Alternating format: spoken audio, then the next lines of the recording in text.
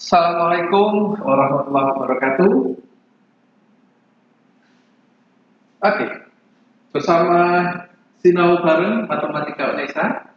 Kali ini kita akan membahas mengenai persamaan diferensial.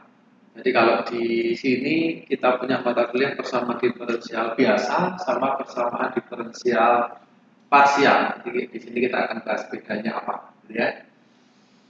Persamaan diferensial biasa. Ini ada bukunya.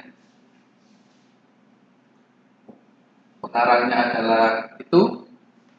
Ini ISBN-nya. Ya.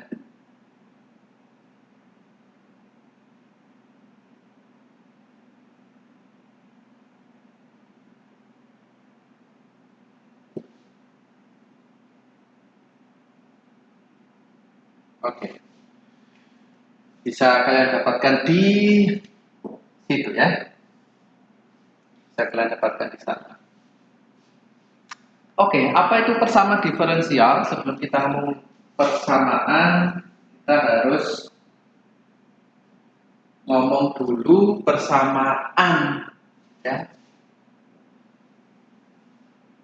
Apa itu persamaan? Nah, kalian sudah tahu mestinya, ya. Persamaan adalah kalimat terbuka di matematika ya, yang menggunakan tanda hubung sama dengan. Ya, apa itu kalimat terbuka? Yaitu kalimat yang belum diketahui nilai kebenarannya, apakah dia benar atau salah. Gitu ya. Jadi kalimat terbuka di matematika. Diferensial, persamaan yang memuat diferensial dari suatu fungsi ya, atau derivatif. Ya. Nah, sebelum kita ngomong lebih banyak, ini adalah deskripsi dari pembahasan kita kali ini. Pada bagian ini akan dibahas mengenai definisi persamaan diferensial, kemudian klasifikasinya, kemudian ada orde sama linearitas, kemudian ada derajat mestinya, ada derajat, kemudian identifikasi apakah suatu fungsi itu merupakan solusi atau bukan, dan contoh penerapannya di kehidupan sehari-hari. Ya. Capaian pembelajarannya setelah mengikuti sesi ini diharapkan kalian mampu mendefinisikan PD, harusnya mampu mengklasifikasikan PD biasa ya, PD biasa dan PD parsial nanti jadinya, menentukan orde suatu PD baik biasa maupun parsial, mengidentifikasi apakah suatu PD itu linear atau bukan, kemudian mengidentifikasi apakah suatu fungsi itu solusi dari PD yang ditentukan atau bukan, ya. Wajar, ya.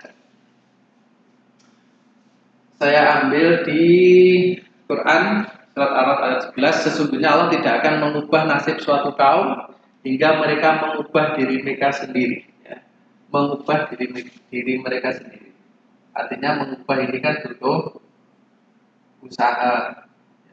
Maka kita diwajibkan untuk berusaha ketika kita mau berubah dari posisi A ke posisi B, dari yang tidak tahu menjadi tahu, dari yang kurang baik menjadi baik, dari yang buruk menjadi baik, gitu ya.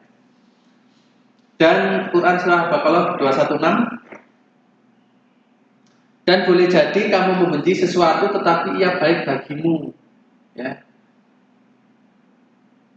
Dan boleh jadi kamu menyukai sesuatu tapi ia buruk bagimu, dan Allah mengetahui dan kamu tidak mengetahui. Artinya kita tidak tahu apa yang kita lakukan itu menjadi sesuatu yang baik di kemudian hari buat kita atau enggak. Karena selama ini kita melakukan sesuatu kan, oh ini saya suka maka saya lakukan, oh ini enggak saya suka maka enggak saya lakukan. Atau oh saya berteman dengan si ini karena saya suka, saya nggak berteman dengan si itu karena saya nggak suka, gitu ya. Nah, boleh jadi yang kita benci itu akan menjadi sesuatu yang baik, yang kita suka menjadi sesuatu yang tabur. Contohnya yang paling gampang apa? Gadget misalkan, kebanyakan main HP, nggak belajar, ya. Tapi saya suka kok main HP, game, Instagram, Twitter, Facebook, dan lain-lain. Ya. Oke, kata-kata yang muncul dari itu adalah jarak antara impian dan kenyataan adalah tindakan. Nah, tindakan ini adalah sebagai magnet. Kalau kita mau berpindah posisi dari A ke B, maka magnetnya adalah tindakan. Ya. Bagaimana kita bisa mendekat ke B? Cara menariknya adalah dengan bertindak, dengan berusaha. Nah, kalau kalian mau mendapatkan mata kuliah, mendapatkan nilai mata kuliah ini A gitu ya, ya harus berusaha. Nggak cukup dengan berdoa saja, ya nggak cukup dengan berdoa saja. Artinya selain dengan doa, kalian juga harus bertindak atau berusaha, belajar dari referensi dan sebagainya. Ya. Oke. Definisi persama diferensial tadi sudah saya singgung. Ya, definisi dari persama diferensial sedikit. Ini Leibniz, Gottfried Wilhelm Leibniz, dilahirkan 1646, meninggal 1716. Ini yang memperkenalkan mengenai derivatif diferensial ya, derivatif diferensial. Notasi yang sekarang kita pakai ya. Itu, apa itu persamaan diferensial? Persamaan diferensial adalah persamaan yang memuat derivatif. Bisa derivatif, bisa diferensial. Bisa derivatif, bisa diferensial. Dari satu atau beberapa fungsi yang tidak diketahui. Dari satu atau beberapa fungsi yang tidak diketahui. Jadi persamaan yang memuat turunan atau diferensial dari fungsi yang tidak kita ketahui. Nah, tugas kita di PD ini adalah mencari fungsi yang tidak diketahui itu fungsi seperti apa sehingga memenuhi persamaan itu. Sehingga memenuhi persamaan itu.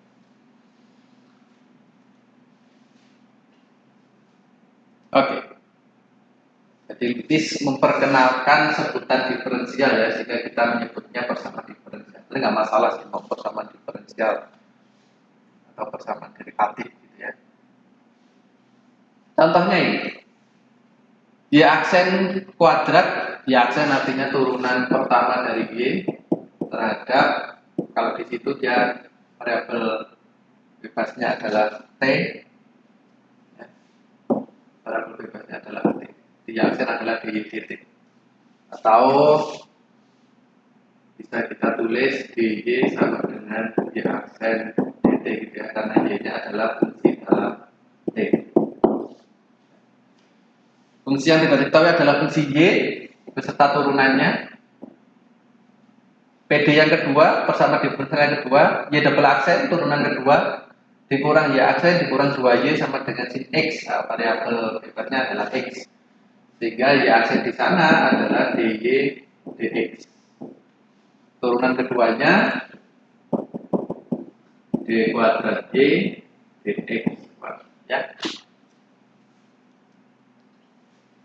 Fungsi yang tidak diketahui Y beserta turunannya. Y aksen Y double aksen. Contoh ketiga, di situ ada do kuadrat Y do U kuadrat. Masih ingat turunan apa itu? Turunan parsial. Kapan kita punya turunan parsial? Apa? Ketika kita punya fungsi. Kapan fungsi itu punya turunan parsial? Parsial, sebagian. Artinya kalau ada sebagian ada keseluruhan. Kapan kita punya turunan sebagian? Kalau dia bergantung pada lebih dari satu variabel. Misal kita punya di situ fungsi Y, dia fungsi dalam U dan V, sehingga kita punya turunan parsial Y terhadap U. Selain itu kita juga punya turunan parsial dia terhadap V. Nah, kalau Z-nya fungsi yang tidak diketahui itu bergantung pada dua variabel, maka dia muncul turunan parsial. Di contoh 1, 2 munculnya turunan biasa, ini bergantung pada T, ini bergantung pada X. Yang ketiga dia bergantung pada U dan V, bergantung pada U dan V. Nah, sekarang klasifikasinya. Ada dua klasifikasi, ya, yaitu berdasarkan fungsi yang tidak diketahui. Jika fungsi yang tidak diketahui hanya bergantung pada satu variabel bebas, maka yang muncul adalah turunan biasa, ya aksen tadi ya, sehingga disebut persamaan itu adalah persamaan diferensial biasa. Ini yang akan kita bahas di mata kuliah PDB, persamaan diferensial biasa.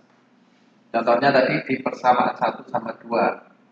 Nah, kalau fungsi yang tidak diketahui itu bergantung pada lebih dari satu variabel bebas, maka kita punya turunan parsial, sehingga persamaan diferensial itu disebut persamaan diferensial parsial pada mata kuliahnya sendiri. Ya, contohnya yang di contoh ketiga tadi. Oke. Selanjutnya order. Ya. Apa itu order? Karena yang akan kita bahas di persamaan diferensial biasa ini nanti adalah persamaan diferensial biasa orde 1 dan orde 2. Ada orde 3 juga bisa sih kemungkinan. Tapi kita lebih fokus di orde 1 dan orde 2. Apa itu orde atau tingkat dari suatu PD? Order dari suatu PD adalah turunan tertinggi yang terdapat dalam persamaan diferensial tersebut. Turunan tertinggi. Turunan tertinggi. Ya, turunan tertinggi. Di persamaan 1 tadi, turunan tertingginya adalah turunan mana tadi ya? Turunan tertingginya adalah turunan pertama. Kita punya turunan pertama. Maka order dari persamaan I1 adalah satu ordernya. Order 1. Contoh yang kedua, turunan tertingginya siapa? Turunan kedua. Sehingga dia adalah PD berorder 2. Contoh ketiga, turunan ketingginya turunan 2 parsial. Jadi ini adalah PD berorder 2. PD biasa, PD biasa, PD parsial.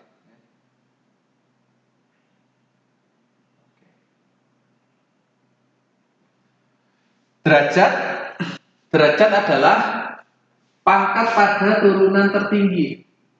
Bukan pangkat tertinggi ya, bukan pangkat tertinggi, tapi pangkat pada turunan tertingginya.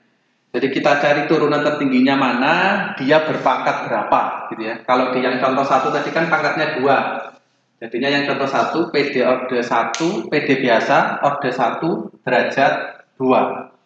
Yang contoh 2 PD biasa orde 2 derajat 1. Ya. Yang contoh ketiga PD parsial orde 2 derajat 1. Ya. Oke. Persamaan diferensial biasa. Ya. Nah, ini yang definisi awalnya. Definisi satu-satu. Suatu persamaan diferensial biasa orde n adalah suatu persamaan yang dapat ditulis dalam bentuk itu. Suatu fungsi dalam T, Y, turunan pertama Y, turunan kedua dan seterusnya sampai turunan ke N-1 sampai turunan ke N dari Y sama dengan 0 atau bisa ditulis dalam bentuk yang lain seperti itu. Turunan ke N dari Y sama dengan suatu fungsi dalam T, Y aksen dan seterusnya sampai Y turunan ke N-1 ya, dengan Y aksen dan seterusnya sampai turunan ke N-1 bergantung pada T. Jadi di sini variabel bebasnya adalah T. Ya. Ini adalah bentuk umum dari PD biasa orde N. Bisa persamaan 4, bisa persamaan 5 ya. Bentuk umumnya seperti itu. Contoh tadi. Ini yang contoh 1 tadi ya, ini yang contoh 2. Nah, contoh 3 itu. Ini adalah PD biasa orde 3. Ini orde 1 derajat 2.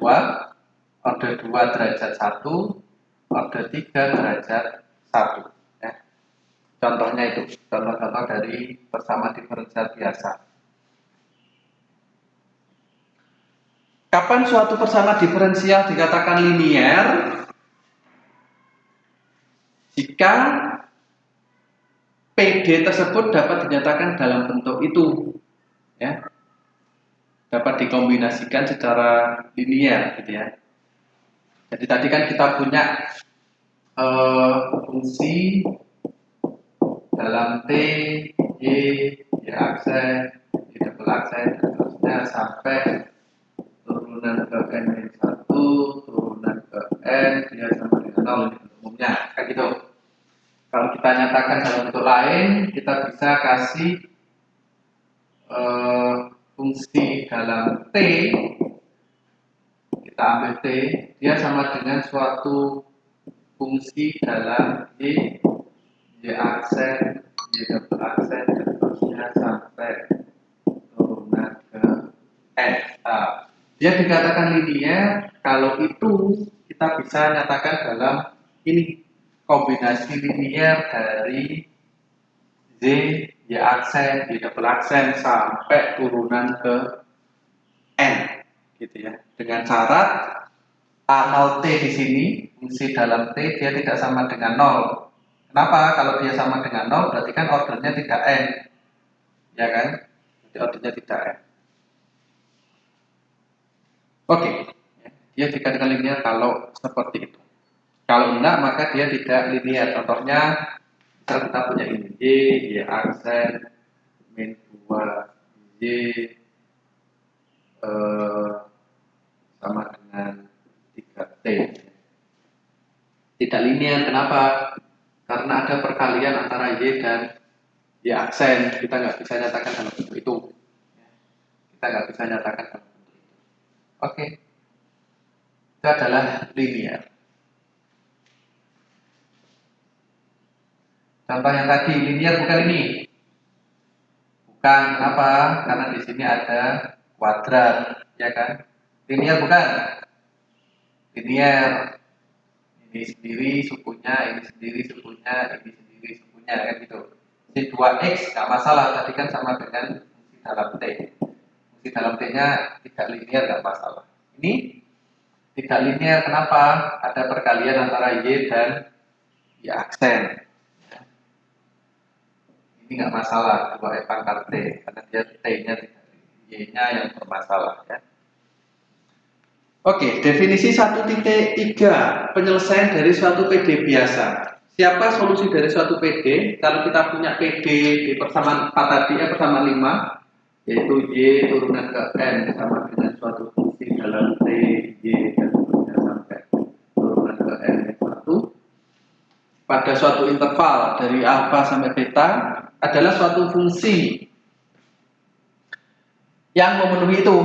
Ya, jadi kalau kita substitusikan ke PD persamaan 5 ini tadi, maka dia bernilai benar. Jika dia bernilai benar, maka dia adalah solusinya atau selesaiannya. Sama seperti kalau kita punya persamaan 2x plus 3 sama dengan 10 misalnya. Siapa solusinya? Ya kita cari nilai dari X sedemikian sehingga ini menjadi benar nilainya, ya. Ini menjadi benar.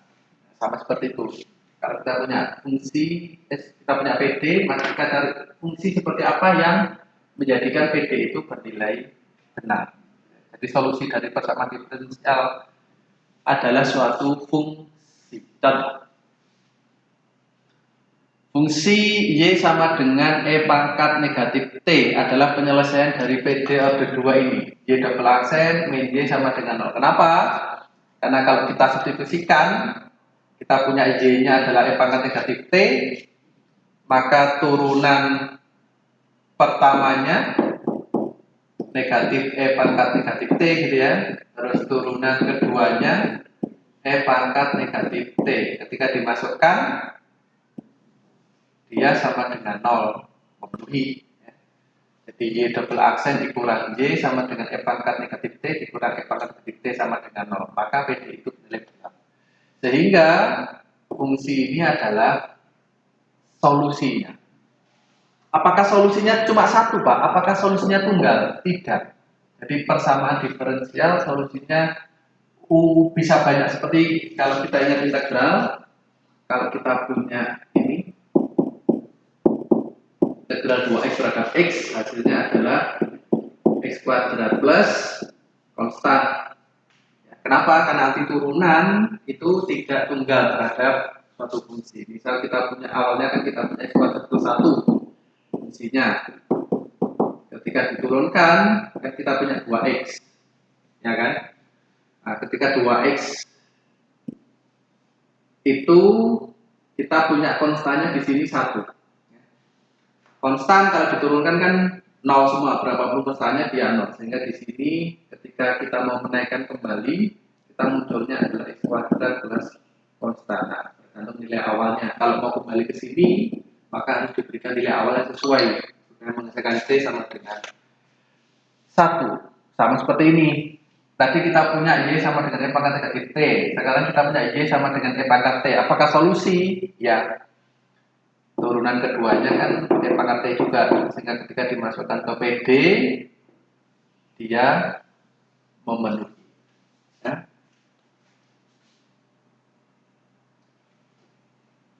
Oke. Nah, sekarang apa sih kegunaan PD itu? Kalau Pak, PD buat apa sih gitu ya? Kita punya banyak aplikasi ya untuk PD. Di antaranya itu, ya, contohnya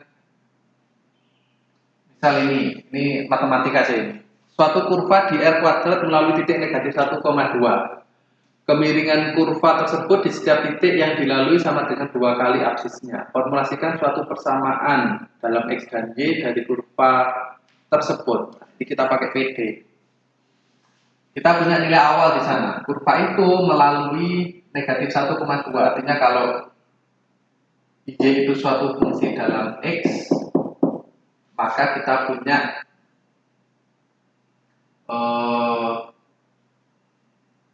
2 sama dengan gitu. Jadi Y-nya sama dengan 2 ketika X-nya negatif 1 ya. Jadi Y sama dengan 2 ketika X-nya negatif 1. Kemudian keterangan berikutnya, kemiringan kurva tersebut di setiap titik yang dilalui sama dengan 2 kali absisnya.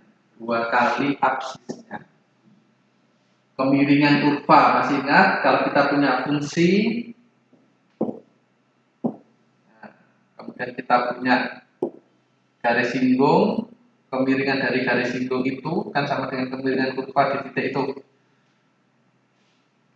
Di kalkulus diferensial 1, apa yang kita punya? Kemiringannya sama dengan turunan pertama dari fungsi itu di misalkan ini XA gitu ya. Turunan pertama dari fungsi itu di XA. Artinya kita punya turunan pertama di setiap titiknya secara umum berarti X dia sama dengan, di turunan pertama sama dengan 2 kali absisnya. Masih ingat absis apa? X. 2x, atau kalau kita nyatakan df dx sama dengan 2x merupakan PD biasa karena dia bergantung pada x saja, orde 1, turunan pertama. Jadi ini adalah persamaan exit. Nah, kurvanya sekarang apa? Ya kita cari f-nya. Yang akan kita bahas bagaimana kita mendapatkan f kalau diketahui persamaan diferensial ya.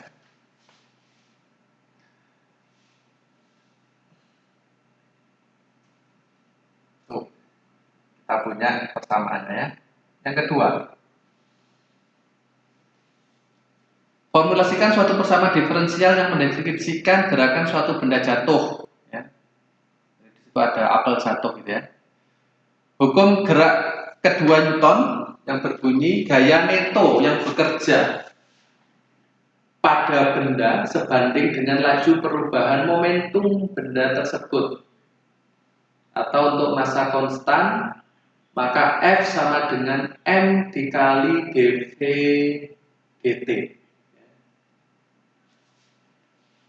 F sama dengan M dikali dV dt. M-nya konstan, jadi dia tidak bergantung waktu M-nya. Dari awal sampai akhir M-nya tetap. Sebanding dengan laju perubahan momentum benda tersebut. Laju perubahan momentum benda tersebut. Di kalkulus integral sudah diajari momentum kan ya, bagaimana menghitung momentum benda. Dan di kalkulus diferensial juga diajari lagi momentum ya. Dengan F adalah gaya Neto pada benda dan V adalah kecepatan benda. Keduanya bergantung pada waktu tentu ya. Nah, kita punya itu. Hukum kedua Newton, dia berbunyi itu F sama dengan M dikali A. A-nya adalah turunan pertama dari kecepatan. Kemudian gaya gravitasi, F sama dengan M dikali G. Kemudian gaya gesek udara, F sama dengan gamma dikali V. Jadi kita punya gaya gravitasinya ke bawah, gaya resistensinya ke atas. Maka M dikali A, gaya Newtonnya tadi kan sama dengan gaya turun dikurang gaya naik, gitu kan? Gaya tahannya. Mg dikurang gamma V. Kita punya A-nya adalah turunan pertama dari V, sehingga kita punya itu persamaan diferensial biasa dalam V orde 1. Next, tikus dan burung hantu. Kasus yang lain. Misal suatu, ini burung hantu bukan ya? Bukan ini. Burung hantu itu gambarnya gimana? Matanya besar, terus ada gini ya.